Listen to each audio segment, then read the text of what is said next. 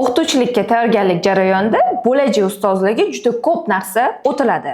Grammatika, fonetika, adabiyot.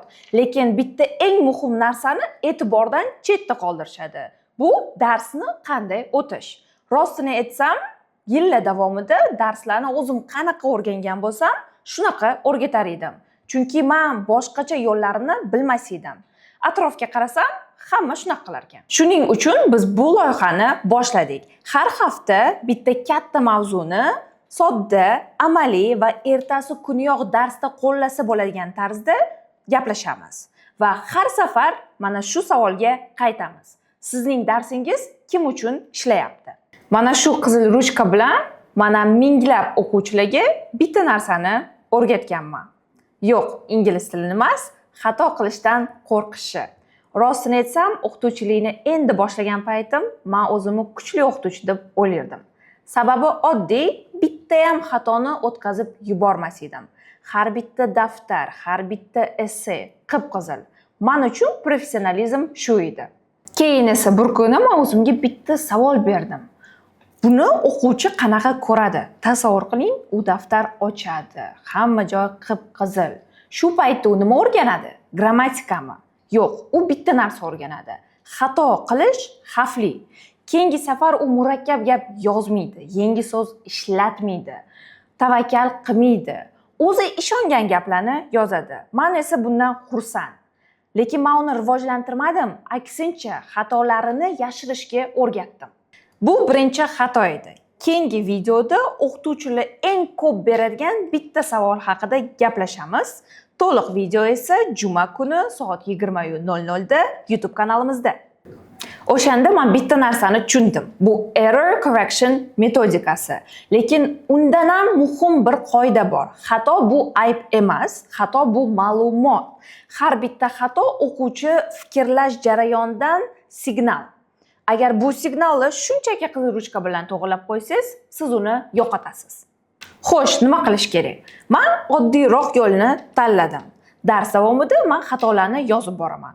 Dars tugagach, 3 ta eng ko'p uchragan xatoni doskaga yozaman va sinfdan so'rayman. Bu yerda nima noto'g'ri? Endi xatolarni men emas, o'quvchilar topadi. Bu esa butun sinf uchun o'rganish imkoniyatiga aylanadi. Bu usulni ertagayoq sinab ko'ring. Farqni o'zingiz ko'rasiz. Lekin yozma ishlar bu hali hammasi emas. Og'zaki darslarda ham juda ham ko'p uchraydigan bitta odat bor. Va buni sababi o'qituvchilar har kuni ishlatadigan bitta savol. Savollar bormi? Yoki inglizchasiga Do you have any questions? Do you understand? Biz bu savolni deyarli har dars beramiz. Lekin bir muammo bor. Bu savol ularni tushunganini emas, javob berishga jur'ati bormi yoki yo'qmi, shuni tekshiradi. Tasavvur qiling, sinfda 15 ta o'quvchi o'tiribdi. Bittasi lekin tushunmadi. Agar qo'lini ko'tarsa, hamma uni tushunmaganini biladi. Bu holatda o'quvchi nima qiladi? To'ppa-to'g'ri, jim o'tiradi. Siz esa bu jimlikni hamma tushundi deb o'ylaysiz. Xo'sh, unda nima qilish kerak? Buni oddiy bir yechimi bor. Bu metodika CCQ, Concept Checking Questions deyiladi. Bu metodikada siz tushundingmi deyish uchun emas, o'quvchi haqiqatdan tushunganini tekshirib olasiz. Masalan, siz I used to smoke deb aytdingiz va uni tushunganini tekshirish uchun Does he smoke now deb so'raysiz va javob no.